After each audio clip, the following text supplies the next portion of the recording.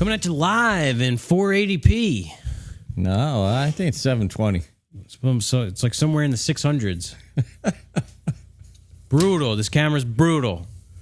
We're woodworkers. Yeah, I have no clue what We're I'm doing. not AV techs. No. Oh, let me get the beer glasses. Yeah. We're about to begin the American Craftsman Podcast, and this is episode number 23. For those that are counting, we got a chilled glass. Woo! Yes. I'm not even gonna touch it. I don't want to warm it up. Well, yeah. Hey, another week in the shop. Another week on the podcast. 23. Crazy. I know. This is how many months? Divided by going 4. on what? 6 months. It'll be next week. Will be 6 months. Yeah, minus a week because we did 2 in the first week. Oh, that's right. We were that gung ho, trying to build up the catalog. We got a new segment for you guys this week. Yeah, Comes highly requested. we are literate fellows. More than some, Yeah. less than some. So we're bringing out the book of the week. Yeah, book of the week, or I have in here maybe month. Yeah, book of the month is probably better suited. Yeah. I got about a half a dozen stacked up for the year so far, so I think we'll be all right. Maybe we could hit them once a week. We'll roll them out as they are. We'll have to start available. doing like picture books if we run out. I could talk at length on the classics. My name was Ishmael. That's right. Anywho, call me Pip. Let's get into the beer of the week. I have it sitting in a Home Depot 5-gallon bucket next to me with some snow over top. That's right. For those that I don't know who would be lucky enough to have avoided these winter blasts of late. Yeah, we have more snow on the way. Yeah, so there's into it. A lot of snow on the ground out here in the Northeast. All right. So we got another one from our friends at Ross today. Oh, yeah. Ross, we had the Passaic Porter, I don't know, maybe about a month ago. I guess they used to be, or maybe I'm misremembering, used to be in Red Bank, but now they're building a brewery right down the street from the shop. So this is called Goza Berry. Mixed berry sour. Goza style sour ale with gooseberries, raspberries, and blackberries from Ross Beer Company. Port Monmouth, New Jersey. Now, I wonder why they call it gooseberry. No, Goza is the style. Oh. Because it's got gooseberry. Yeah.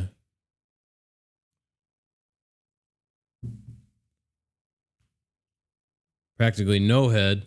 We've had some requests to always pour the beer into a glass so you guys who are watching on video can check it out. Look at that. Maybe we'll get some cool American Craftsman Podcast glasses. Yeah, that's what we need. Yeah. Gooseberries. This amazing berry is at once sweet and tart, presenting hints of a more tropical fruit as well as those of a slightly sour muscat grape.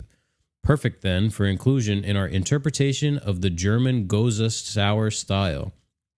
We load up on the gooseberries as well as blackberries and raspberries to achieve the perfect balance of flavors. Slightly funky in the nose and lemony tart with notes of red fruit, Goza berry features a blend of sweet and sour balanced by a hint of sea salt and a light bubbly finish. A perfect beer to enjoy anytime. That's quite a description. Yeah, I like Goza style beers, and I can't say I've ever had gooseberries. Yeah, I never heard of that. Of gooseberry? No, I heard of gooseberry, usually like with jam. Yeah. Plus, my culinary background, but yeah. I More never of a heard of Goza. European delicacy than... Yeah, it reminds me, it's the color of a guava. Yeah, they have that really cool green color. Yeah. Oh, this. Yeah. Well, see if I can get it to the lips without spilling. Yeah, we won't cheers this one because cheers to all you out there. Could toast it now. Yeah. Bright. That's nice. That ain't bad. See, my taste in beer has been gravitating more towards stuff like this. That's like really clean and like kind of cleanses your palate, like a little bit tart maybe. It still tastes like beer though in the back end, right? Yeah. Where some of the others didn't. Mm-hmm. They were like a beverage, but not quite a beer. That's good. Yeah, I keep thinking back to that. What was it called? Soccer Mom's Favorite or something? Is that what it was called? No. That's what it was called. What? Soccer Mom? Yeah. The cherry one? Yeah, was that what it... Something like that. No. Something Mom's Favorite. It was. Where's my phone? I'm going to look this up. Yeah. Soccer Mom's Favorite? Yeah. A beer made to appeal to soccer moms? Maybe it wasn't Soccer Mom. It was something Mom. Something Mom's Favorite. Yeah. Yeah, I swear. Let's see. God. Episode. What would that be? I could tell by what angle it was shot at, because we shot back that way that day. You remember? It is episode 19, and the beer is called, hold on to your horses, Evil Twin Brewing, Granola Mom's Favorite. Granola Mom. Soccer Mom, Granola Mom. Same thing. No. See, cast your vote. Yeah. A soccer mom's definitely driving a minivan, where a granola mom, she's like driving one of those electric cars or something. Yeah, or a like a Subaru Forester. Yeah. A Subaru, exactly. Yeah. I wanted to get a Subaru. Yeah, we'll see how that turns out. You know, if you're watching, I'm sporting my my knit hat from True Trade Carpentry. Yeah, we got a question from Tim this week. Yeah. We were out running errands all morning, so we actually had to put on coats and hats. It was cold. Yeah. Real quick, we're going to interrupt the podcast. Is the planer hooked up to a 20 or 30 amp breaker? Probably 20. I could go open the box and find out. We won't get into that right now. I don't think we have. Yeah, I'm pretty sure it's a 20 amp breaker. Selling this planer has been more of a stress than it really should be. Yeah, it was an adventure like everything. Nothing's I saw easy. a meme. If you guys ever sell anything on Facebook Marketplace, you know that there's a little button that people can press that says, "Is this available?" Yeah. I saw. Maybe it's not a meme because it's like a video, and it's like, oh, Facebook Marketplace, and a guy pulls up in a car and rolls down the window, and he goes, "Is this available?" And the guy goes, "Yeah," and then the guy just puts the window up and drives away. I'm like, yep, that's pretty much how it is. Anywho, All right, we've divulged and degraded down into something that has nothing to do with what we're talking about. Yeah. So we're moving on to the tool of the week, right? That's right. So it's a little bit different this week because really going with kind of like a first impression, not quite a full-on evaluation because haven't had time. But yeah, this is fresh in yesterday. Came in the mail yesterday. It's a Lee Nielsen Rabbit block plane. Put it out here if you're looking. I mean, it's at 6.5 inches. It's very substantial. Oh heavy. Yeah, it's got to weigh several pounds. Yeah. So the thing with this rabbit block plane is you could see if you're watching, the blade goes edge to edge, and then it's got these little knickers you could lower down if you're doing like a cross grain cut. So it helps with stop and tear out. But it's like all Lee Nielsen stuff. It's substantial. It's a ductile iron body. The manganese bronze. Yeah, bronze and brass. Yeah, I like those little like scoring blades. They're like it's funny. All you see is the screw. The fitment is so nice on the Lee Nielsen right. that grab it. When you look at it, all you see is the screw, but actually it's like a wheel marking gauge cutter. Yeah. So you loosen the screw, there's one on each side, and you can turn it so that you get that scoring before the iron, almost like a little scoring blade. Yeah, before the plane iron actually hits it. And all I did was, lower the blade down, and I took a few scrapes on some cherry. Right out of the box, they do come sharp, and it produced a paper thin cut. Also took off a pretty healthy cut, and I think Lee Nielsen, what they say is it's ready to rock and roll out of the box, but if you want to put a secondary bevel of 5 degrees on it, that's what you do. That's when you're going to get like that real razor sharp action. Oh yeah. But it's 37 degrees of a cut, the 25 degrees from the blade, and it's set at 12. So your typical low angle setup. Yeah. I'm really looking forward to it. It feels great. And if you've listened to us, you know that we're big fans of Lee Nielsen. Oh yeah, I visit the website often just to look around. Yeah. And you know what? It wasn't really that much money. I know we talk about this a lot. No, what was it, $150? It was with tax and shipping and all that stuff. It was just $200, let's say. So I think it was about $185. Listen, some of you spent that on beer last week. I know. If you add snacks. Yeah. But you can't beat it. You can't beat it. It's the cheapest plane you can get that's going to be even serviceable is about half that, let's say. Yeah. But you're going to grow dissatisfied with that over time, and you'll wind up wanting to replace it. Yeah. Yeah, so whereas this is, a joy forever. You'll pass this on. This will probably be your plane one day.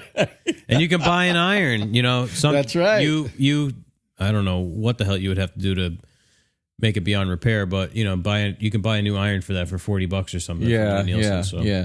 But the body and everything, all the mechanics, the feel of it in your hand, everything's just so well thought out, and they're built here in the U.S. up in Maine. Yeah, I don't remember if I mentioned it last week, but we were talking about the 62, the low angled jack, and Lee Nielsen put up a thing on their Instagram saying like, happy 27th anniversary to Jim, or I forget the guy's name. He's been assembling the number 62 for 27 years. That's right. It was a Jim's got kids. He's got grandkids. And he's buying them Christmas presents with the money he's making, putting those together. So, and you know what else is funny? That not funny, but a coincidence is we talked about that question from last week. We had the gentleman from Britain ask us about using the 62 on what was the word he used? Shooting in, and I should clarify, I had that messed up. He actually meant like fitting the door to the opening, to the frame. Right. Like what we would call fitting a door. And that's exactly what I did yesterday with the 62. Yeah, the lower doors. And I was thinking about it. So, yeah, that's what it's good for. Yeah, that thing is for end grain. That thing is great. Yeah. So check it out. If you're not familiar with Lee Nielsen, go to their website. Yeah, stop listening to us and go check it out because we're just a couple of guys. We like it, but if you ever get a chance to use one, you'll be a fan as well. Yeah, I can almost guarantee we were the only guys in Harbor Freight today that own Lee Nielsen tools and have on $200 pants. Yes. We needed an engine hoist, so we checked around, and of course Harbor Freight is the cheapest place around by far. Yeah, this will be our second Harbor Freight engine hoist. The first one we used and then sold for, about 70% of what we bought it for. So you can't beat that. We don't quite fit the demographic. Yeah, our buddy Manny, if you can. You might be able to see if you're watching. We have the metal strapping here and the bending form. Manny welded these up for us, made some 9-foot straps, and Manny lined up an engine hoist for us to borrow, but it was buried in snow. Yeah, buried in the snow, and probably 25-minute drive to get there, and then we got to bring it back, and so we decided to pull the trigger and just get one, and we're going to keep it this time. Yeah, we could use it. We have to move the big sander around, get the shaper and the planer in here, and get this one into somebody's trailer. Yeah, $189. That's well spent. Yeah, it already earned its keep. Yeah. All right. So, tool of the week. We'll get you more info. Like we usually put that on the website. Yeah, I'll put a link in the description. Yeah. It's something I have been wanting for a while, but having that debt hang over my head. If anybody can harken back to some of the earlier podcasts, I had a debt hanging over my head because I was borrowing Rich's plane, and he was waiting for me to pick up something, and I knew he was going to want this, so I kind of stalled my acquisition of it because this one's, it's twice the plane that. And I was only borrowing it. I wasn't keeping it. But he kind of pulled one over on me there. He was going to get to keep something. That's wheeling and dealing. That I was just borrowing. This is more of my style. Yeah, definitely. yeah. That thing's got some meat to it. I like one about half the width. So it's like almost a shoulder plane. Yeah. Like if it was the same width as the little 102 or 103, whatever that one over there I have is. Well, we've got a lot of ground covered in our cross grain planing. Oh yeah, between this and a couple of shoulder planes we've got here. Yeah. So yeah, we like to bust them out. Tell Lee Nielsen we sent you. You're gonna say who? Greene what? A lot of good that'll Greene do. Street what? Oh man. So. Oh, I'm looking down at our notes here, and we're already at the gripe of the week. Yeah. I just keep rolling with it. It'll be nice when we finally get our vaccines, we can have some guests. Yeah, because Jeff and I, we talk all day, every day. We're getting a little tired of hearing ourselves. A lot of hot air coming out of this place. Yeah. So this is my gripe of the week this week. Everybody probably knows somebody like this, and I have a hard time encapsulating it into one or two words what the gripe is, but this is the way I'll describe it. Like, when you go to, let's say, the Home Depot, and you're in the plumbing section, let's say, and you need some help trying to find a fitting or something, but the guy who works in plumbing, he's like one of those guys that's like always in back, trying to take a nap, or he's out on his smoke break. And so you wait there for 10, 12, 15 minutes until somebody from carpet has to come over, because the person who works carpet, they're a legit employee. And even though they only know carpet really and not plumbing, they come over, they do their best to help you. But it's always the one guy that's not doing their thing. The grocery store, clean up on aisle 7, and the guy who's supposed to do cleanup, he's never there. The absentee employee. And then so there's always somebody have to come in behind him and do their job and this guy's job. Picking up the slack. Yeah, that's my gripe of the week. The best is when you're at like Home Depot and you're like, when I go to plumbing and electrical, usually I don't know what the hell I'm That's looking right. for. We're out of our depth. Yeah, it means I'm there for something weird. Yeah. And then you get somebody that's just walking through the aisle, like somebody from, like you said, carpet is walking to the front. And I'm like, oh, excuse me. And they're like, oh, let me call the guy that works it. And then you stand there for 15 minutes. Yeah, they never show up because that's the guy. Yeah. He's out in his car listening to like bread or something. He's dead wood. Dead wood. He's dead wood. He's out there listening to his cassette tapes, probably. What a dick. So we've all had to work with somebody like that too, unfortunately. Mm-hmm. But it's annoying when you're on the service end of it as well. That's really, where this thing crops up. So if you've had an experience with something like that, feel free to chime in. Let us know. Name names. We're okay. We're okay with that. Your secret's safe with us. Yeah, and whoever might be listening. Right. That's going to bring us to our new segment. Yeah, the book of the undetermined period of time. Yeah, there you go. So Today I brought in a little book that is called With the Grain, A Craftsman's Guide to Understanding Wood. It's by Christian Bexford. It's a Lost Art Press book. If you don't know Lost Art Press, they're in, I want to say Illinois or Indiana, somewhere in the Midwest. And they do like all the bookbinding and stuff in the U.S. And they republish some like old woodworking books. So this book, it was good. It's a quick read. It's very informational. There's not a lot of fluff. The table of contents really breaks it down really well into what it is. So the first chapter is trees and wood technology.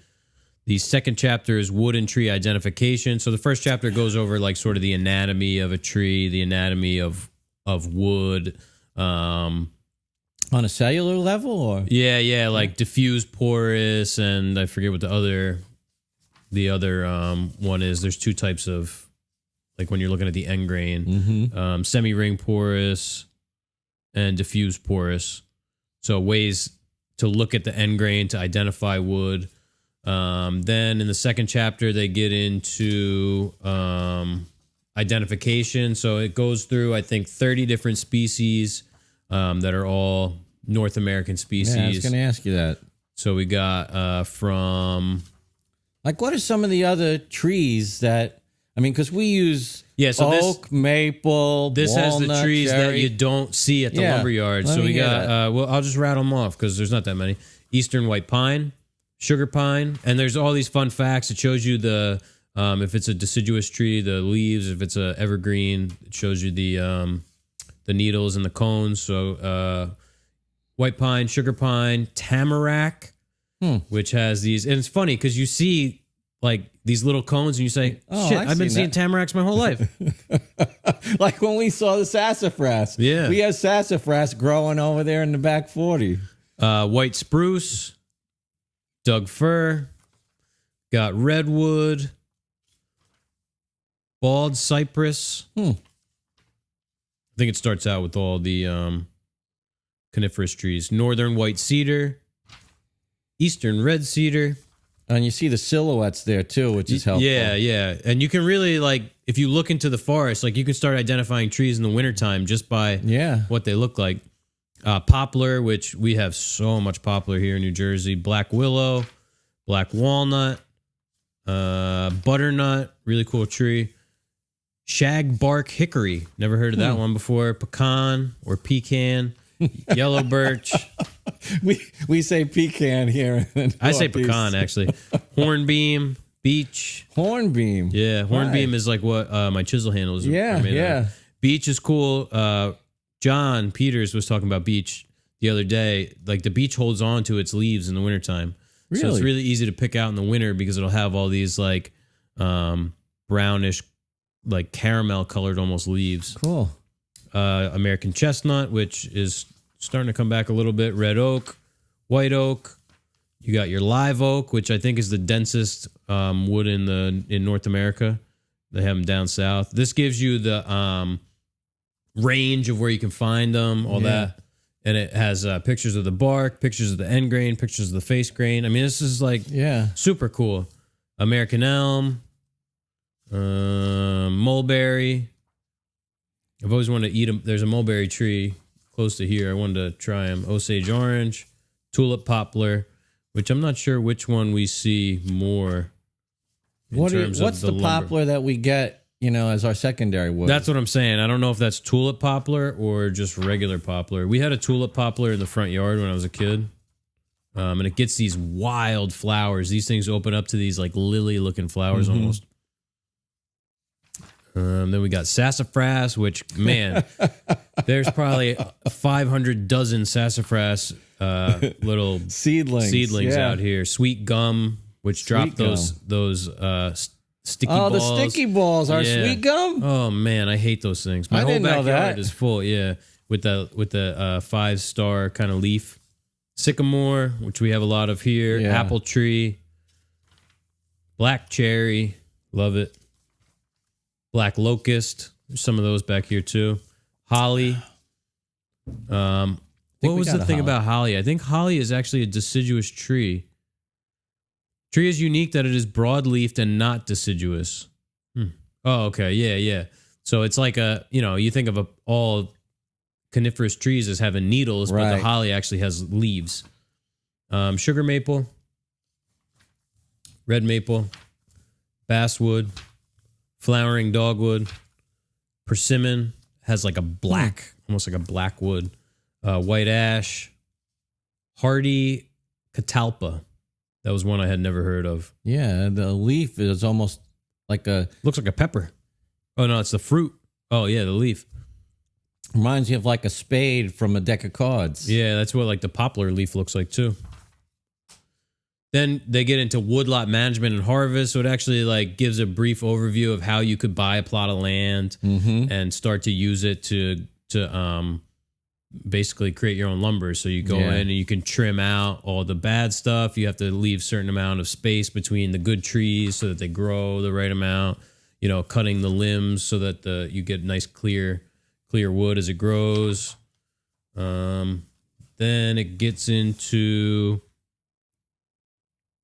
sawing and drying, so giving you resources as to where to find sawmills, how to cut the wood, how to dry it, drying times. It gives you charts with drying times of each type of wood, which is really cool.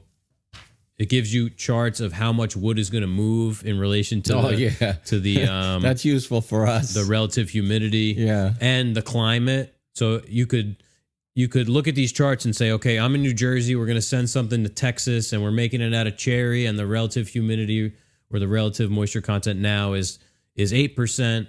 So we need to account for this much movement. So it's a really good resource.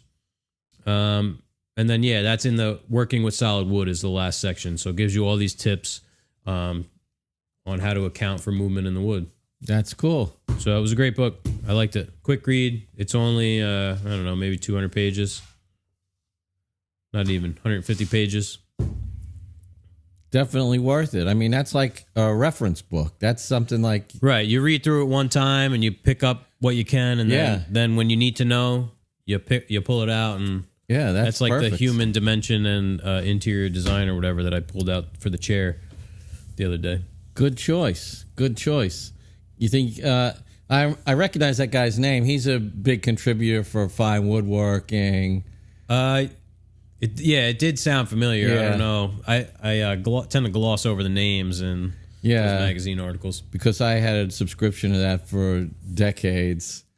That was like one of the few steady resources for this kind of stuff outside the library. It's a pretty unique name, so that's right. Not many Christian Beckvorts out there. I know. That's why I remember it. That would be a great book, if it was available at your local library or something too, Yeah, I'll be honest, like our libraries around here, there's shit for woodworking books. Yeah. I did get Nakashima Soul of a Tree. They had that, and I was having trouble finishing it because I didn't have time to sit down and read it, and I renewed it, and then finally I was out and I had to bring it back. They told you that was it. Yeah, I've been trying to find a copy for a good price for a long time, but it's hard. Yeah. It's a very sought after book. I'm looking. Check out these hawks. Oh wow! I mean, there's like 3 hawks out in the yard now, and they're not small. You see that big one out there? Oh, that's a black vulture. Oh wow! Yeah, I see him in the tree right there. Yeah. Teeming with wildlife here at Greene Street. Yeah. Somebody's looking for lunch. Yeah, we had a late lunch today. We had the sauce wall picked up yesterday in a big crate. And they were having trouble even finding somebody to pick it up, like a freight company. So the guy shows up finally. Because we don't have a forklift or a loading dock. No. And he's like, how the hell are we going to get this on the truck? I don't know. They knew the situation. They never tell the guy in the field anything, for one. So we had to call in a favor to some people that we just met earlier in the day. Yeah. Hey, you just met us 3 hours ago. Now we need a favor. Yeah. And not like not a simple one. I mean, not crazy, but... they had a telehandler. These are people catty corner across the street. It's like a landscaping, a yard for a landscaping company. So I had to take the telehandler, change out the bucket to a fork. Yeah. And then I had to drive the crate over there on a trailer, and he picked it up and put it in the truck for us. So we sent him some lunch. Yeah, we did. We sent a nice platter of sandwiches from Mike's Big Red Store, Little Red Store, Big Mike's Little Red Store. Yeah, so I hope they enjoyed that. Yeah, we'll be calling in another favor pretty soon. They did say we could. That's true. So we on to the questions of the week? Yeah, I don't even know how we got to talking about that. Oh, we're talking about lunch. Oh, yeah. Somebody's the birds are looking for lunch. Yeah. Yeah, we got some good questions this week. Yeah. Not a whole ton, but definitely some ones we could, we could talk about anything. All right. You want me to read the first one? Yeah, sure. All right. This is coming from Jerry, who's one of our patrons, GA Woodshop on Instagram. And Jerry asks, do you guys charge a design fee? I was listening to the Modern Craftsman Podcast today, and they were talking about people calling to hire them, but they don't have a design. Their thought is that the client needs to either hire a designer or pay for the design work, since you have to put time into the design effort. Yeah, I mean, you can't argue with that logic. No, not at all. First, I want to say, Jerry, what are you doing cheating on us? You listening to other podcasts? I never even heard of these guys in Modern Craftsman. No, those guys are... that podcast is insanely successful. They're huge. Yeah. We met those guys in Vegas. Nick, John, and Tyler. Yeah. Really nice guys. We're happy just to be in the same sentence. Yeah, and when we came up with the name, the American Craftsman Podcast, like it's so close to the Modern Craftsman, but it never even crossed our mind. But yeah, I think in terms of charging for design, we do have like a line item that is design, and we call it design and consulting. Yeah. I won't say that it always gets worked in accurately. Like we may spend 12 hours on design between going back and forth with the client, and in that line item, there may be only 4 hours or something. So we do charge for it, maybe not as accurately as we could, because it's hard enough to get the job as it is. And we don't really take on work that we don't design. For the most part, our work is all designed by us. There's the rare instance where, like these chaise lounges coming up, the designer came with a design. And even if they have a design, it's not really a design. It's a picture. Yeah, it's an inspirational photo that we have to create working drawings from. We have to engineer it. Yeah, it's a concept. I'll say that. That's the best that we get is a concept. For example, we just bid this door for a landmark building in Bed-Stuy, Brooklyn. And, we told the client, okay, if your architect can give us working drawings, it's going to cost this much less. Otherwise, we have to charge to, go out there, get the measurements, do the working drawings, figure the whole design of the thing out because it's a landmark building. So there's some specific things we have to hit. So it's kind of a complicated answer. We do, but not as much as we should, I guess. Yeah, we tend to offset the cost of the time we spend. It's an investment. It's a time investment to get the job, typically. Right. We're kind of a design-driven business in a sense. Our particular business is because we do all our own stuff. So back before we had social media and things like that to promote ourselves, I always considered it the advertising budget in a sense. Yeah. My design to somebody would be advertising for the next job that came down the road. And I think Jeff agrees with that sort of philosophy. And even though it's a labor of love, because we love that part of the job, it's only right that we get reimbursed for it. And I think it's also partly an investment in our young business as well. One day we will hopefully be able to charge for that up front, where people just to get a look at what we want to design for them, we'll be able to charge for that. Yeah, and I know a lot of people do that. Like that guy Sean Van Dyke is that his name. He's Profit First for Contractors. Like he says, if people want you to bid the job and provide drawings, it's like you charge a flat upfront design fee. Yeah. We're not in the blessed position to do that right now, but although, it's getting to that point with how busy we are. Yeah, we're closing in on that. So we're chipping away at it. It's a great question, and in a perfect world, we would charge full boat for the design stuff so that we're, fairly compensated. Yeah. Yeah, and use your judgment. If you have to invest 5 hours and you think you're going to get the job, well, it might be worth it to just not say anything, don't charge. But if you have a client that's continuing to come back with revision after revision, right, then it's time to talk budget, to talk about design fees, all those things. Yeah, we tend to try and vet the client at the beginning so that we know if it's worth our time. Well, because if they have unrealistic budgets in mind, we'll go, this isn't worth spending too much time on. Yeah, and I'll tell people, I don't think we're right for the job. Yeah. So that's good. All right, you want to move on to number 2? Yeah, we got an update from our buddy Jack Thornton 98 on Instagram. All right. Jack wants to know, how would a CNC machine affect your work? Would it change what you do, or speed things up, or sit unused? And he said the apprenticeship is going great and he's learning heaps. Nice. Glad to hear it. Yeah. Big hand to Jack. Yeah. Putting in the investment, serving as an intern. Mm-hmm. Congrats all around. Hopefully you're getting paid. Refer to question 1. Yeah. It's hard to say how it would affect us. I mean, this is all given the perfect world where we'd have the space and the time to master the machine and everything like that. Yeah.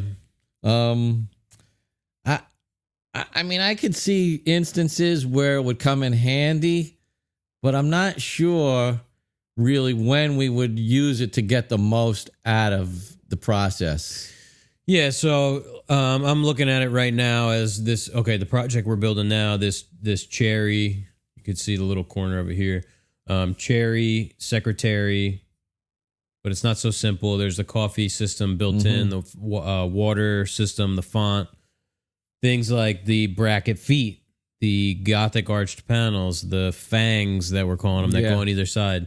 Those are all great candidates for a CNC because the repeatability, the fact that you can just let it run in the background and you come back while you're doing something else and you come back and the pieces are cut. I don't know enough about the CNC to be able to say that it would take less time to do it that way than it would to do it the way we're doing it now. Yeah, we'd have to have the programming knowledge and put that all in the front end. Yeah. I mean, even though the drawings that we create now, they all fit together like puzzle pieces. If we could somehow translate those, easily to a CNC and then stick a block of wood there, and we didn't have to do all kinds of like spindle bit changes and everything like that. But, nothing's ever that simple. It's not like it's magic, the CNC. No. Even in a kitchen, the most of the same part that we have is like what? Maybe 16 of the same... The cabinet sides maybe, or the stiles and rails. But then we're talking about a big CNC with you got to have somebody there standing all day changing sheets out. Yeah. We could cut them on the table saw. I know. I mean, that's the thing in a small shop like ours. We try to stay in our lane, and we're set up to do what we do. Like, I made the stiles and rails for those doors the other day. Just banged them out because the shop is set up for that. Just did it on the table saw. Nothing fancy. Yeah.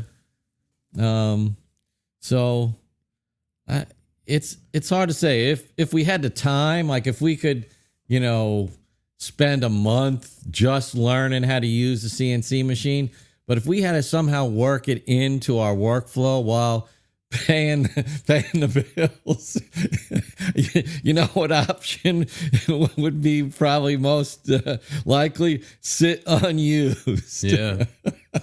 It would pop up, every now and then with for me, it's like those, like things like these fangs where I'm having to create blanks and then a template and then flush, trim, all these things with these multiple steps. Like that's what a CNC is good for. But then things get complicated. You have to lay them out. The board that you put on there, you want the grain going a certain direction. You're like trying to lay things out.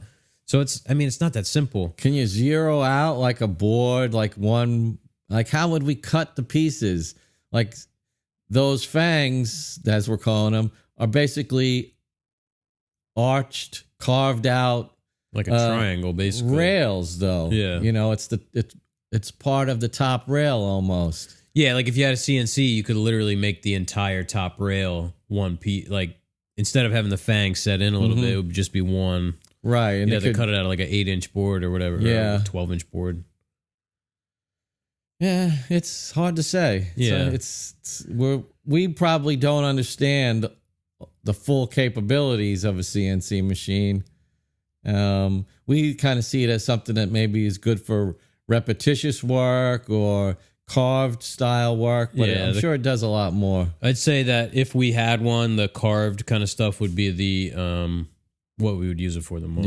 Yeah, that would be cool. Or one thing I said the other day, the form, the bending form.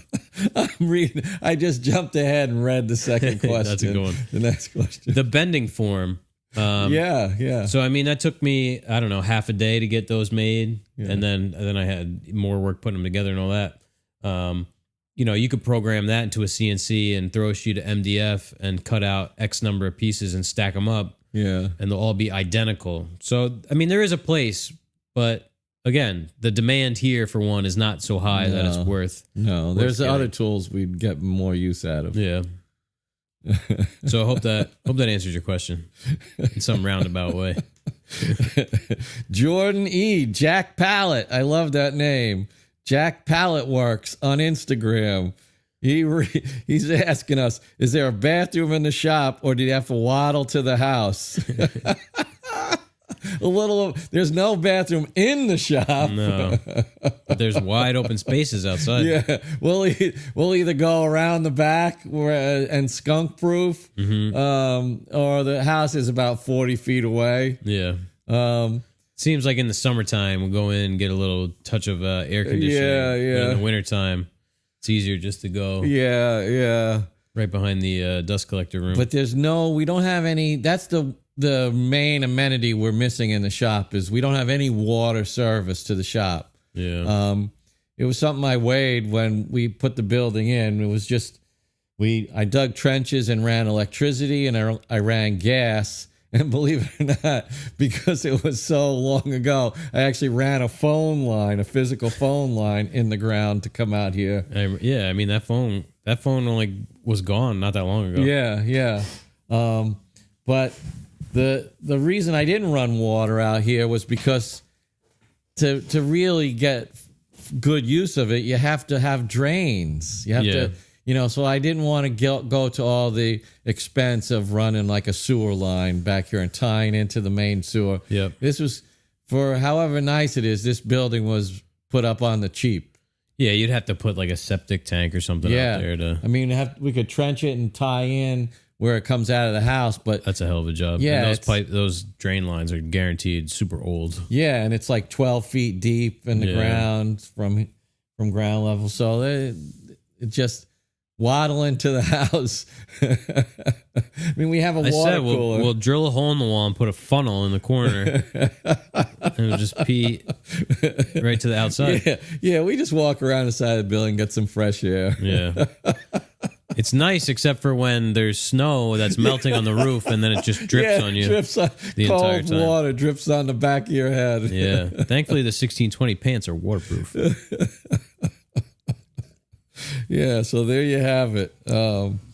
That's our concession. That's our big concession. Yeah, man. it ain't that bad. No, we've been getting by. Got our next question here. What's your favorite species of wood to work with and favorite piece of furniture to build? From John B., Trinity Tradesman on Instagram. That's a good question. Yeah. I work a lot with cherry because it's available. I think I'm going to say walnut, though. I don't get to use it a lot. I really, putting on the oil finish is always really satisfying. It takes that oil really well. Yeah. And as far as a piece of furniture, I'm going to say something table-like, something where you can put together a nice top. Whether that's like a small desk, a table, a dining room table, anything where you can put together a nice top and show off the wood. That's my favorite. Yeah, I'm going to say cherry. The one thing I don't like about cherry is how easily it burns and how hard it is to get those burns out. Yeah. So if you're doing anything with a router and cherry, which there's quite a bit in this. Same thing. Yeah, man. The bracket feet on this thing, where the main curves are, it's literally all end grain, and it burnt. Even with a spiral compression bit, it burnt to hell, and I was sanding for about an entire day. Yeah, I was going 4 to feet. tell you, that was a day's worth of sanding. Yeah, my fingers are just starting to feel whole again. Favorite piece of furniture? I mean, honestly, I like them all. I don't have one in particular that I like. I like something new. Yeah. Like, when the job gets to this point, I'm ready to get it out and start something else because I just get sick of Gets it. itchy. Like, yeah, like I'm like, all right, let's get this over with already and do something new. Yeah. Something fresh. So whatever the next job is, that's what I like to build most. Yeah, that's a good answer. Well, how much waste do we account for on a project? That's the question from Nick T. Nick Trayer on Instagram. Well, it depends on the project and depends on the wood. Yeah. So like we have a walnut job coming up. Wait, are we doing walnut? Yeah, that's walnut. So like, well, I guess this one's a little different because we're getting like our supplier has 2 levels of walnut. They have regular FAS walnut, and they have what they call black walnut, which they're both black walnut, but the black walnut is rated on the actual FAS scale, where this is getting confusing the way I have to say it. What they're calling just regular walnut is graded on a whole nother scale. So the FAS, and I think actually in this book they have the charts as to what constitutes FAS and common and all the different grades. What's FAS stand for? First and second. So there's a certain criteria. There needs to be X percentage of clear wood. It has to be this wide. It has to be this long, blah, blah, blah. Well, walnut is graded on its own, just like pine and stuff. Yeah. Walnut's graded on its own scale. So they take basically the best of that, put it up against the real FAS standard, and they sell that as black walnut at, a premium. 80% more than, it's like $9.25 versus And we didn't know that. $5.25. No, I had no idea that there's a different scale. Because we built something from walnut not that long ago, and there was so much waste that It was about 100. Would it be 100% waste? No, 50% waste. Yeah. So with walnut, like if you're buying just regular walnut, you might have to account for 50% waste. Yeah, if you need 100 board feet, you're going to need 150 board feet. Yeah, or even 200 board feet. That'd be 100%. Yeah, but that's what I was just debating in my head. Doesn't 100% waste imply that it's all bad? I don't know. Because it's 50% good and 50% waste? That's a good question. Yeah. Like with cherry, I always add like 35%. Right. That's typical. Like regular job, I add 35%. Mm-hmm. And also the way I like to figure it is, in my head, I'm thinking, all right, we're going to get boards that are 96 inches, or if we're going to order 10 footers, 120 inches, then you got to knock off, 6 to 8 inches off the length. Then they're going to be, if it's cherry, we're going to get 6, 7-inch boards. So that's how I imagine it. And then I figure out in my head a quick sort of, all right, I'm going to be able to get a door out of this board, that board, and kind of do it that way instead of like with math. Yeah, the way I do it, like, let's say we have to build a cabinet that's 36 inches wide and 36 inches high. So I'll say, all right, it's going to have a face frame, it's going to have doors, and it's going to have panels, which let's just say they're plywood in this instance. I'll just take like 48 by 48 times 1.25 divided by 144. I just take the whole face of the cabinet, and that's how I get my waist. So I just add, like, okay, it's 36. Well, we're going to make that board 4 feet long. Yeah. And 36 high, we're going to make it 4 feet high because that's my 6 inches of waist on either side and waist in terms of the length of the board, And it length both of the board. works. Yeah. Yeah. So it's all about how much time you want to invest in. And you found a quick way to do it. Yeah, that's one of the few. There are not a lot of advantages of being old. Trial and error.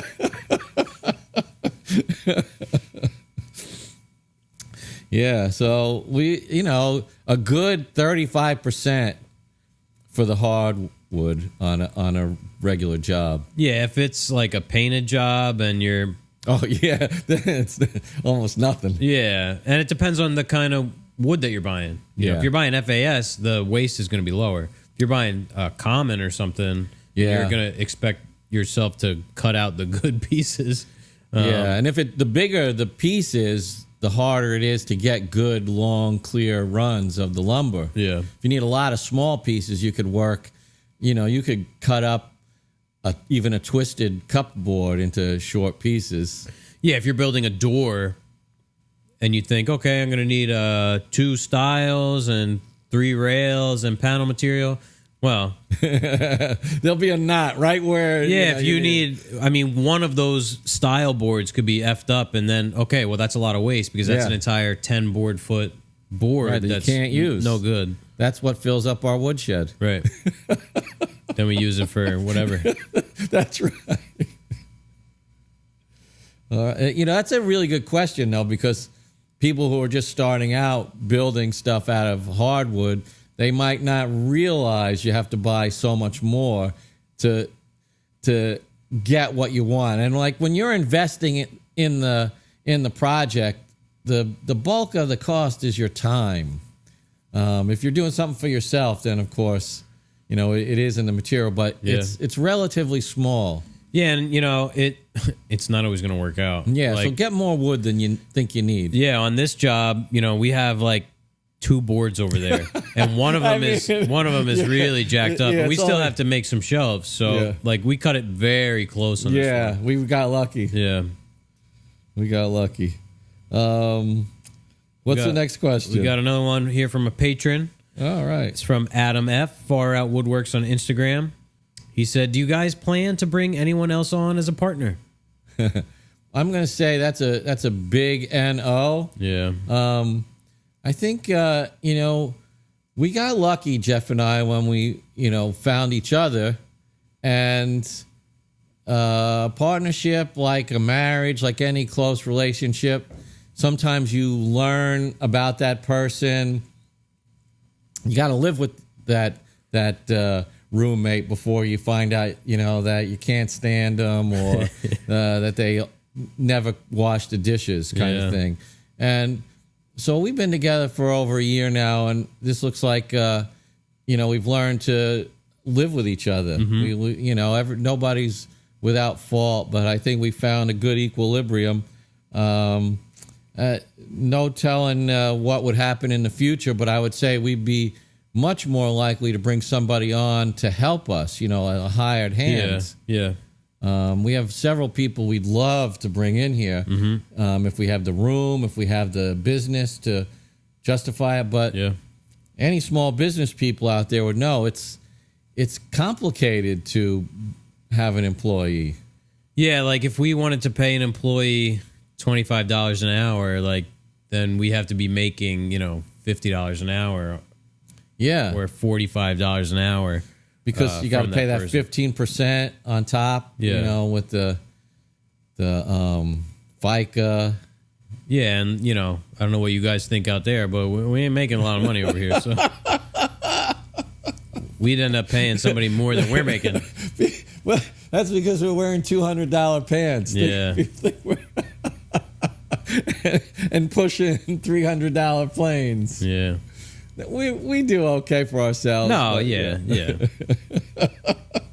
But we'd also be interested in paying somebody a fair living wage. Right. So yeah, we don't want to bring somebody on and be like, yeah, you're gonna make $12 an hour. Yeah. Like at that, we just wouldn't hire somebody at that point. Right. We'd like to be able to give somebody health care and stuff like that. Where it's all that stuff adds up. It does wind up being closer to $40 to $50 an hour against the company. That's what we'd be liable for. And so paid time off, all that stuff. somebody's got to really be worth it. I mean, they'd have to really know their stuff.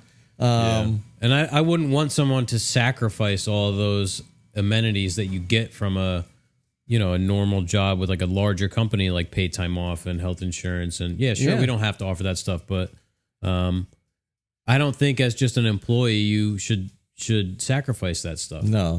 If you're an owner, we don't get health insurance. No. We're not, but we're owners, so that's our choice and our prerogative. But as an employee, like those are things that you're entitled to. Right. And if they couldn't, work to a certain level, it wouldn't be worth having them around. Yeah. Then you get into a situation where you got to ride somebody, and then what the hell do we want to get into that for? That's like it. You know what it reminds me of? People who buy rental property and then they find out how much work it is to have bad tenants. So no plans at the moment. No. We're doing really well right now. In fact, we're probably doing better than we ever have. Yeah. I think it wouldn't be a stretch to say that. So We're going to be swimming in a kiddie pool full of dollar bills pretty soon. That's for sure. This is a good one. This came in from Aaron Lyle last night. He's that gentleman out in Mattawan. Aaron Lyle on Instagram. Oh, this guy. From my wife. What's the best project to teach my wife woodworking skills? I see new tools in my future. Oh, yeah. I said to him, well, it depends on what you want to get. Yeah. I said 7.5 horsepower saw stop and all the Lee Nielsen bench planes. Yeah. Yeah. So that's going to be the project then. Whatever That's it takes it. to do that. Aaron, I would suggest let the tool drive the project. Mm-hmm. If you've always wanted to turn things on a lathe, well, then maybe, your wife wants to learn how to make, like a lamp base or small things like a mallet or pens even. Christmas ornaments or little tops, kind of things like that. So, my hat is off to you, Aaron. Yeah, God bless you. Because can I send my wife over? You can Jeff teach and her I, some- we hide. In fact, like you could hear a pin drop when my wife comes knocking at the door. We're like, what? What? It's the wife. It's the wife. What's wrong? Yeah. We hide in here more than anything else. Yeah, we need our separate time. So be careful what you ask for, my friend Aaron. Yeah, and I think the next question will probably have some good answers for you as well. What's a good beginner intermediate woodworking project for developing skills? Chris C. Dabrisky on Instagram is asking us. Yeah, so I'd say, Aaron, any of these are probably good candidates. Beginner, intermediate. Well, we're kind of, I guess we'll talk about not beginner, because if you're leaning towards intermediate, you have some knowledge already. Little stuff like little footstools and small side tables, stuff like that, I think is Side table's a great idea because you could make it easy, or you could make it a little more difficult, or you could make it very difficult depending on the details you throw in there. Yeah, like it could have a drawer or not have a drawer. The drawer could be dovetailed, or it could be rabbited, or it could just be an open shelf. I mean, there's so many options. You could have mortise and tenon joinery, or domino. Well, I mean, if you're a beginner, you probably know a domino. Dowels or whatever. I mean, the pocket screws. Yeah, there's so many different iterations of something like that. Something that came to mind just now was like the Adirondack chair. That's not, I mean, maybe that might be a little involved because that's going to probably take several full days to make. But we have the plans for that on the website. Yeah, that looks a lot more complicated than it is. It's mostly about cutting out the parts, which anybody could do. And also, if they're irregular, whatever, it's not going to matter. No. I mean, we got irregular stuff in this. We're professionals. That's what happens. Yeah, that's something, you could screw it together if you had, there's a lot of screws in that project anyway, but you don't have to cap them if you didn't want to. Yeah. That's a good idea. Yeah. And it's something you could enjoy and kind of show off a little bit. And use, it's something that you'll use. Yeah. Like to sit outside. Yeah, check it out. And that's something also we have a vested interest in, so we would want to walk you through it if you had any questions. Yeah, I always say when I sent out like a folder of the plans last night, I said, if you got any questions, just let us know. Yeah. We're here. But I like the idea of like a bedside table or an end table. Yep. That's a good one. Even a coffee table. Yeah, like figure out something that you need in your house and make that. Yeah. Because when there's like a clearly defined function for something, you run into like problems with building it that you need to figure out. And I think that's like the biggest opportunity for growth is figuring out how to solve these problems. Yeah. Rely on some of the skills you already know and put in one or two things that are going to push you and challenge you. Yeah. Not the whole thing. Make sure you have a basis so that you don't get defeated by something. Yeah, like these Gothic arched raised panel doors. We've never done that before. No. What? We're just figuring it out. That's it. You know what? They're going to look great. Yeah, they are. Just like the bracket feet and everything else. Yeah. Yeah, that's the fun of it all. I mean, I'm glad you asked the question, and I'm glad you're out there doing it. Yeah. What's next? We got this from Nathan T, Tree of Life Woodworking. How often do you set aside time to improve workspace, like new shop furniture or jigs, for example? That's from Nathan T, Tree of Life, right? It's kind of as needed, but it happens not on a regular basis as far as like on the calendar, but on a regular basis because it's a constantly evolving thing. Like we're getting 2 new machines at the end of the week. We're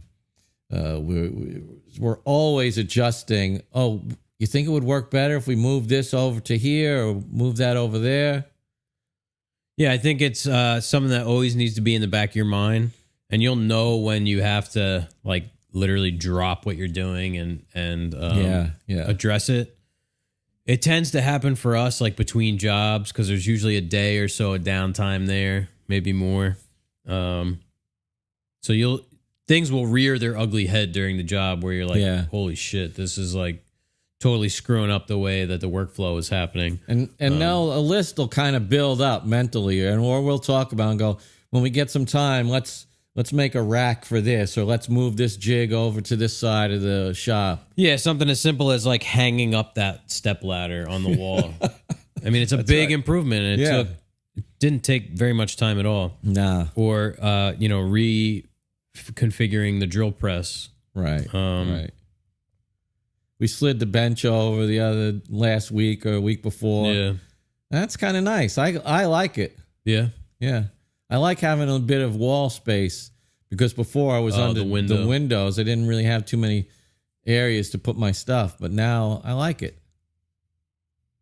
Yeah, it's ever evolving here. Yeah.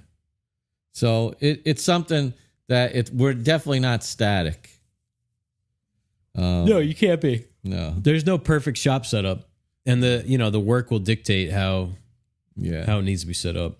Yeah, we did a full major reorganization. When was that? Last winter and this winter. Yeah, both winters we did. Yep. All right.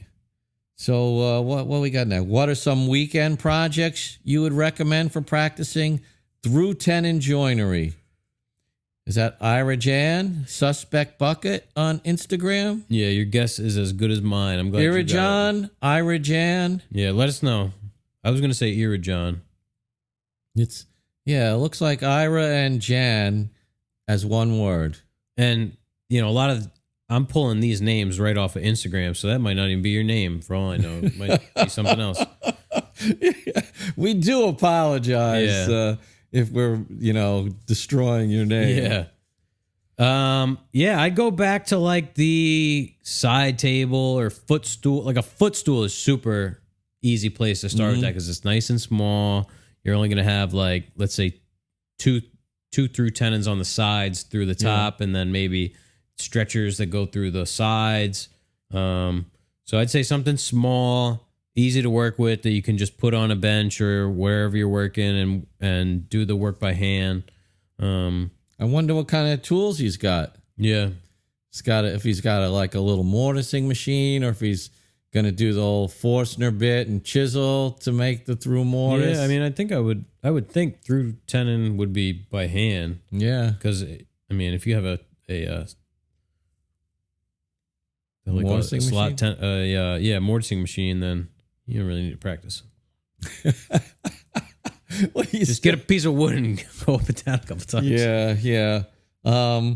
And I made some, and they call them bridle joints. I didn't know when I made it, where it's like on a door. Mm-hmm. It's a through mortise and tenon joint, but up at the, it's also exposed at the top of the joint too. Yeah, it's like a through mortise and tenon where one edge of the mortise is open. Yeah. So you see the tenon all the way through at the top and bottom of the door. Mm-hmm. And I had one of those sliding sleds for it, like that big heavy cast iron Delta sled you've seen. That makes quick work of that kind of joint. Oh yeah, cuts the cheeks and everything really easily. So anything that's a little table. That's where it's time to let your creativity flow. Yeah, a small like wall cabinet. Mm-hmm. Because you want it to be something too that's going to highlight the joinery. Otherwise, what's the point of cutting it? Stickley has a lot of good basic designs for stuff like that. Mm-hmm. You could pick up some of those soft cover books with actual drawings and stuff. We have a few of them here in the shop. $5 on eBay. Yeah. So that's what we recommend. Got another good one here from Ed Johns on Instagram. Table saw for garage hobbyists. Currently using cheapest Ryobi saw. Budget is $1,500-ish. Wow. I mean, I know the first thing that pops into my mind. I don't know about yourself. What do you think? I'd say find a nice 3-horsepower unisaw. That was what I was going to say. You could probably find one for less than $1,000. Yeah, on a mobile base. Yeah, and for less than $1,000, you can buy the mobile base and think about a 52-inch fence. You don't need it, but depends on if you're breaking down plywood and if you have the room. Yeah, if you don't have a track saw, then the 52-inch fence is nice. Yeah, I mean, if you have 220, get yourself a 3-horsepower 220 unisaw.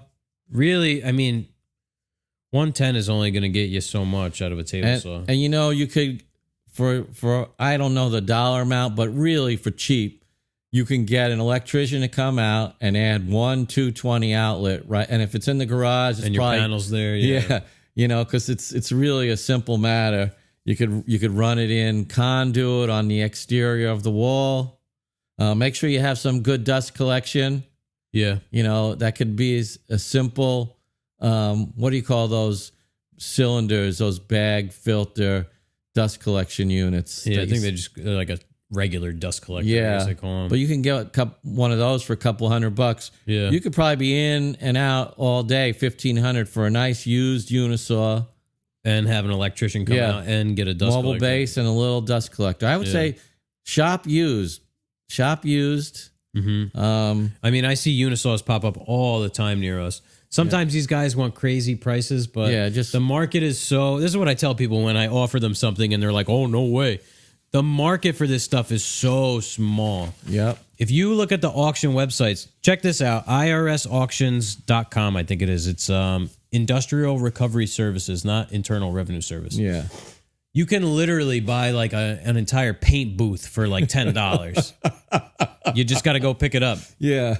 No, but unisaw, you could get a good unisaw for less than $1,000 probably. Yeah, but if you live like in the Midwest where a lot of these auctions are happening, table saws come up all the time. Yeah, they're selling for $500.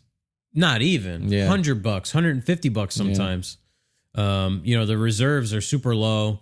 Like, you see CNC machines going for a fifth of what they actually cost. It's a little bit of a shame in some respects. It tells you the state of things, but look used. Don't. Yeah, no. If your budget is $1,500, I would definitely buy something used. Yeah, I mean, I don't know what used saw stops go for, but probably a little bit more than that. Yeah, you hardly see them.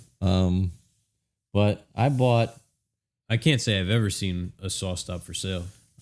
I looked when we were thinking about buying ours. I found one. I don't remember where it was. It was, in the U.S. and it was about 70% of new price. But my old unisaw was $1,500 brand new back in the olden days. Yeah. We were looking at those prices today. How much they've gone up? Yeah, everything's gone up. Yeah. Except wages. Oh, Nathan. Tree of Life Woodworking on Instagram. He wants to know, what's our favorite use for CA glue? Well, we don't get a whole ton of use out of CA glue here. I'd say for like little cracks and stuff, occasionally we'll put it in there. Like stuff that probably isn't going to close up, but you need to like sort of stabilize like a small crack in something. You can fill it with CA glue and let it dry. Over here, I actually have like a piece of plexi CA glued to the router. So I can use it as like a little router table. That was a cool little trick with the masking tape. Yeah, that's one that's been going around a lot lately. You put blue tape on both and then glue the tape together, basically. Yeah. Yeah, we use it for tiny little sliver cracks and stuff like that because you can sand it out. It'll seep in. It's thin enough. Yeah, why not? To seep into a crack on its own through gravity, and then you can sand it off and you don't even see it. So yeah, we always keep it around.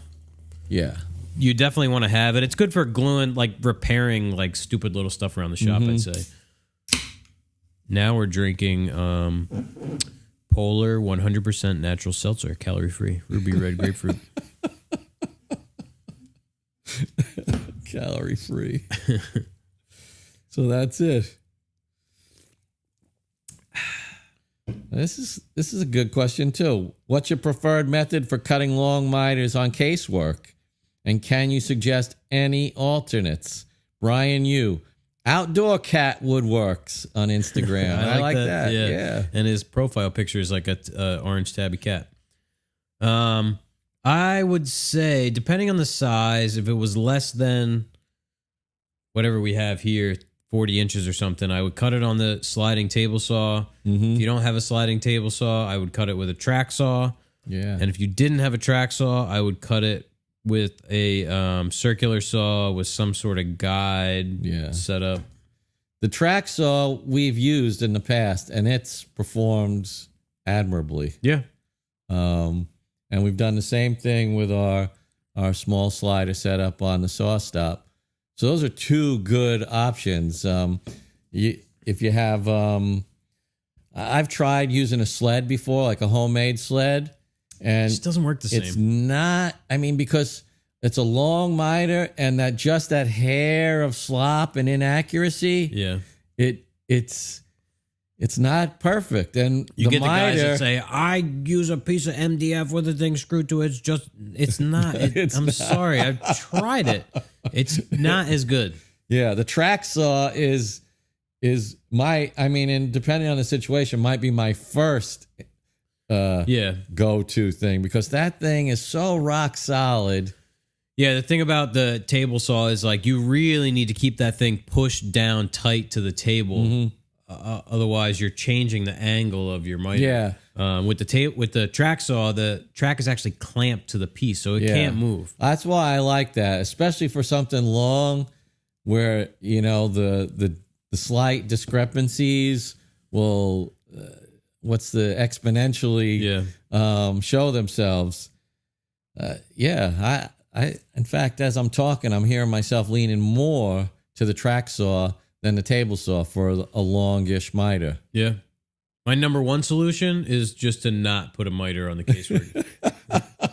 Yeah, we don't like that joint in particular. No, I mean I could see like something mid-century. Right. If you had to, you had to. Yeah, but I avoid miters like the plague. Yeah. It's the weakest possible woodworking joint, and very finicky, move a lot with the seasons. So, and there's nothing wrong. Like in this case, we've got, and they're sort of exposed in a sense. Like you see what they are. They're these deep rabbits, but they look fine.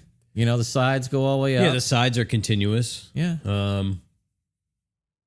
And we were able to, sink down some mechanical fasteners through the top and the bottom, along with some glue. That's solid as it gets. Yeah. And they just didn't do miters on that period of furniture anyway, like that. This is like late 1800s, early 1900s. Yeah. So that's what they did. I mean, there you go, Brian.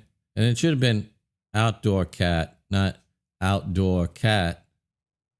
Like an outdoor cat. Yeah, outdoor cat. Yeah, what I said, I don't think I said it right the first time. Outdoor cat.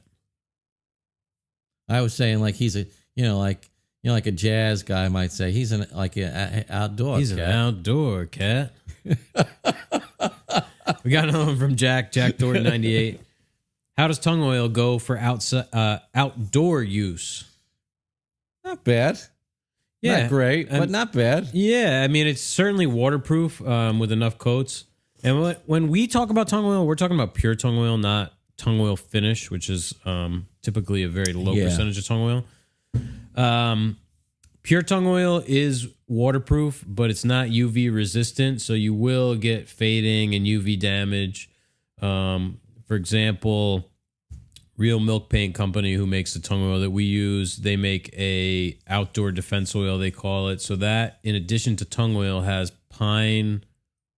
What are they calling it? Pine tar resin. Pine tar resin. Yeah, that's what I thought. Pine tar resin and like zinc oxide or something, which is they're UV resistant additives that make it stand up a little better outside.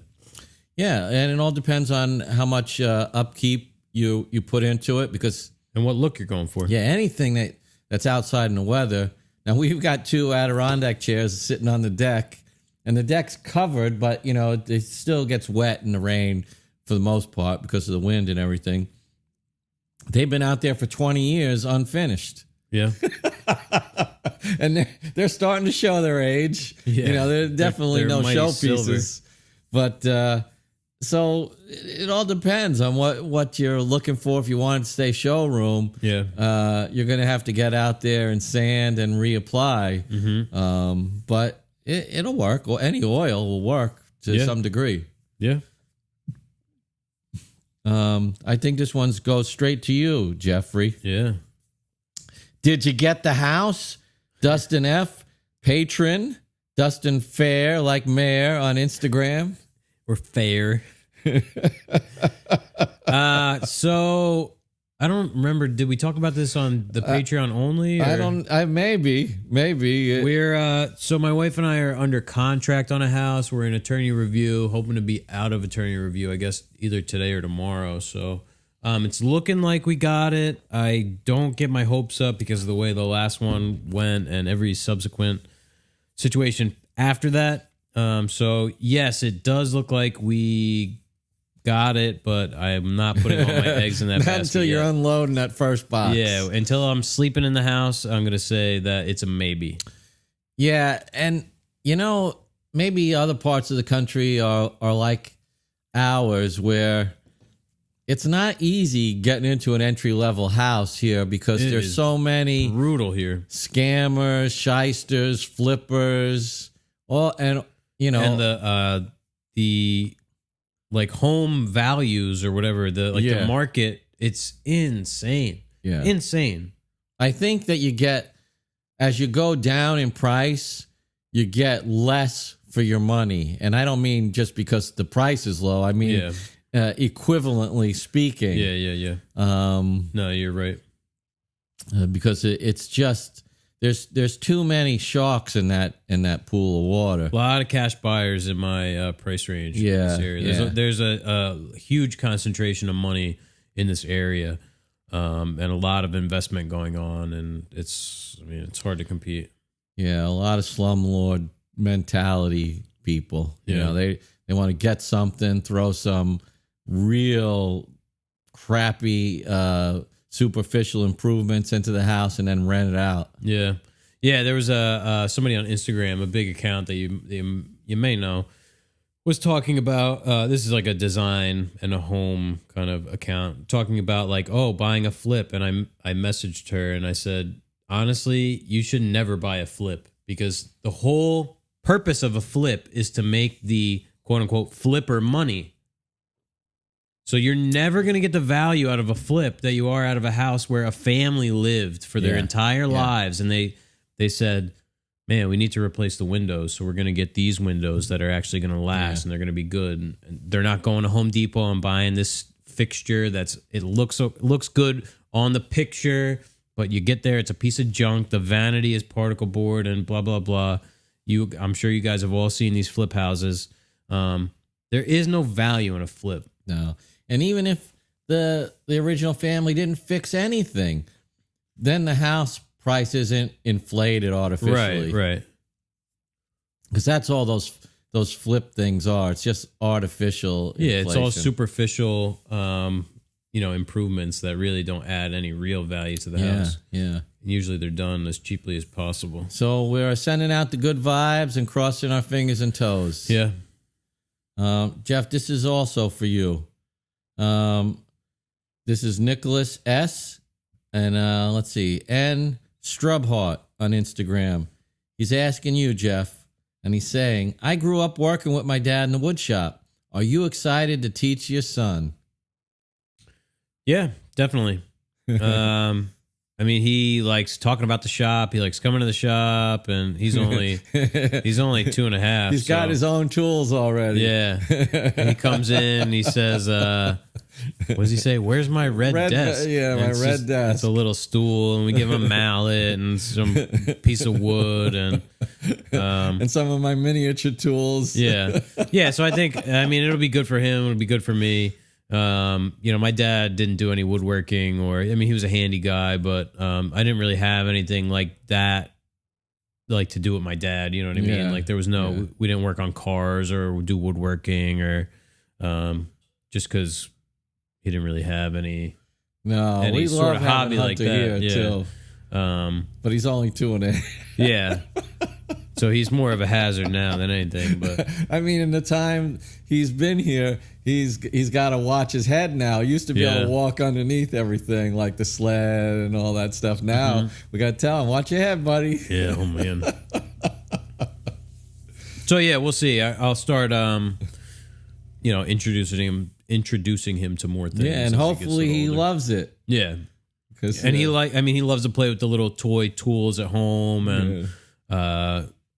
Come help me fix this. But, so he's into the whole making things and fixing things and stuff like that. So, all right. Well, this next question comes with a backstory.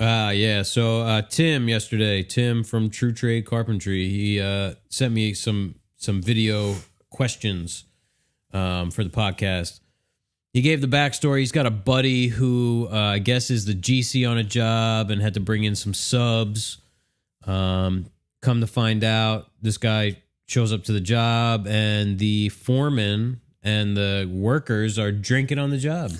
Okay. You're not talking about Kool-Aid, I guess. No, they're drinking alcoholic beverages on the job. With power tools? Yeah, and the owner of the foreman and the owner of that company are drinking together on the job. I'm not sure what trade they're in specifically, but Tim wants to know, when is it okay to drink on the job? After the 5 o'clock whistle or 4:30 whistle or 8, whatever time you quit, and as long as you're, not driving under the influence and all that other stuff. Yeah, and I'd even say when you're out of, if you're working in somebody's house, when you're not at their house. Right. I mean, you always want to present the best face possible. We clean up after ourselves. Yeah. You want to leave the place so that the client can go right into it. If we're working in somebody's home, in a room, in their bedroom, we set down floor protection and vacuum and all that other stuff. You always want to be as professional as possible. Yeah, leave it cleaner than you found it. Yeah, it's that whole walking softly in the wilderness. Yeah. Yeah, I mean, I'm going to say, really, it's never okay to drink on the job. There you go. I mean, Not before work or at lunch? No. I mean, I'll be candid. We've all had those situations where you might have a beer at the end of the day with a client or with the guys from the, that are working on the job or something like that. But if you're like actually drinking on the, like you're in the middle of the workday having drinks, like if you show up to work with beer or something in your cooler, you got a problem. Well, yeah, absolutely. I told Tim, like, the first time that I saw that, I would be throwing fucking tools into the street, and there's no chance that you would ever be showing up on my job again. Yeah. I would say the only time that I would think it would be cool is at the end of a pretty long job or a pretty long day. The client comes out, you're sitting in the yard, putting your tools away, and the client comes out with a couple of beers in his hand and says, "Come here, guys, let's sit down have a beer." Yeah. And you have one, so you're still, capable. And that's it. That would be the time, I suppose. Yeah, this isn't party time. This is time to work. I mean, we don't even work after this, having one beer. No, we don't. And it's one thing, like, if you have a shop at your house and you go out on Sunday at night after dinner or whatever, whenever the hell you want, and you want to have a couple beers while you make something in the shop, that's on you. But you don't do this in somebody's house. No. Or a job site, if it's a commercial job site, some site somewhere. Like, that's ridiculous. I mean, imagine if, like, somebody came here to, like, do some, even as something like put up the fence. I was going to give that same analogy. Like put this on any other profession. The fence crew comes, they're putting up the fence. Then the next thing at lunch, they sit down and they're all eating lunch and drinking beer. I mean, I hope the fence goes up straight. Yeah. Because the first thing I'm going to do is be making a phone call and say, "Hey, Joe, the crew you left here to put the fence up?" I was telling you this, I don't know, maybe a week or two ago. I used to work, when I was working for this builder, we had an electrician, this guy Yang, and he would drink Beck's all day. So you'd look in the dumpster, because electricians are weird. Like, they always show up after hours and like work like late into the night because they always got so much going on. Like, a lot of these guys that work by themselves. So you show up the next morning, the dumpster has like 8 empty Beck's bottles in it. Oh, God. And it's unfortunate. There are a lot of people out there who, quote unquote, need their alcohol. They're sort of functioning, closeted, semi-alcoholics. You spot them because when you go out to lunch and you're all having a beer, They suck down 3. Right. You're still drinking your first beer, and they got the third one coming from the waitress. Yeah, I'm like, I don't even want to go to work after 3 beers. And then I don't want to go to work after 1. I could drive home. That's nothing. Yeah. I gotta go 6 or 7 before I'm impaired. Or 12. So yeah, if you try and quit drinking and you fail every time, then you should probably go get some help. yeah, there you go. So we don't encourage drinking on the job. No. We don't encourage drinking off the job if you have to travel. No, I mean, I'll say this without a shadow of a doubt. If we were running a job and I caught anybody drinking, they'd be fucking gone immediately. Yeah. Immediately. And it's a liability and it's just wrong. It's wrong for the client. yeah. Yeah, our beer of the week is that's that's all we can That's handle. it. We're back to seltzer. That's right. If you're watching, you'll see we're drinking seltzer now. And we don't even have to work or do anything. No. And I live here. Yeah. I live 2 miles up the road. So, oh, man. Well, that's all we got for questions this week. Yeah. What'd you think of the beer? I loved it. In fact, this is one of my favorite in memory. Yeah. And when I was looking at it, I'm saying to myself, fruity beer. I don't think I'm going to like that. Excuse me. And how do you say that? Gose or Gose? Goza style sour ale. And I'm saying that doesn't sound like something I'm going to like. I loved it. It was good. I loved it. Yeah. So there you go. Yeah, these guys at Ross are kicking ass. It had the vibrant sort of brightness of a fruit, but not very sweet. Right, not super sweet, and as we discussed at the beginning, it still tasted like a beer in the after part. Yeah, the Gozas are they're like a little bit funky. Like you get that. It's hard. Like I don't want to say skunked, but like if you've ever had like a cheap beer that was skunked, like it has that little bit of like funkiness. Yeah. You get that kind of same thing from a Goza. It's from the yeast and stuff, I guess. But I really, really like this beer, and this is, it's dead of winter for us, but couldn't you see enjoying that ice cold on a nice warm day? Yeah, like one of my favorite summertime beers is that Dogfish Head Sea Quench, because it's easily available. Everybody freaking sells it now, but I think it's a Goza style. It's got sea salt like this. It's got some kind of limes, black limes or something, and something else. But it's a very similar style to this. And I drink Guinness. Like if I was going to drink a beer, I usually have a Guinness. And I would walk right past this without even slowing down if I saw it in the cooler. Like it just, but now, you really open my eyes. Yeah, I saw they posted it on Instagram a couple weeks ago, and I was like, I was like, that looks pretty good. Yeah. Yeah. So there's lesson learned. Yeah. Hey, if you find Ross out near you, I don't know how far from here or there. This is literally a block this way, a block north, and how far is it to the water? 5 blocks? Yeah. They're 6 blocks away. Drink local. Yeah. But if you listen to this and you find that somewhere, like outside of this immediate area, let us know. I don't know how far they're distributing right now. Yeah. They must have some kind of website or link on here. Probably rossbrewing.com. You see anything there? No. Ross Beer Co. Okay. Eschew the Ordinary. Well, as always, we'll have the tool of the week in the description, and I'll put the book of the week or month or whatever in the description as well. Yeah, that's a good read. Yeah. I like the pictures because it reminds me of like an Audubon style book. Are you familiar with those little Audubon books? Like birds. Yeah, I have one actually for trees, and it shows you the picture, the silhouette. I love that stuff. Yeah. Lost Art Press. Every book they put out is a home run. I got a bunch of them now. If you'd like to support the podcast, check us out on Patreon. We will, as we do every week, sit down here and do another, we've been going like 50 minutes every week, almost a full hour. Can't shut us up. Of a bonus show where we talk about all kinds of good stuff. This is the time where we thank our gold tier patrons. We got David Murphy, Manny Sirianni, Dustin Fair, Adam Pothast, and David Schumacher or Shoemaker. I still haven't gotten confirmation on that. Yeah. I'm going to say Schumacher. Yeah. I had ancestors that were shoemakers. Oh, yeah?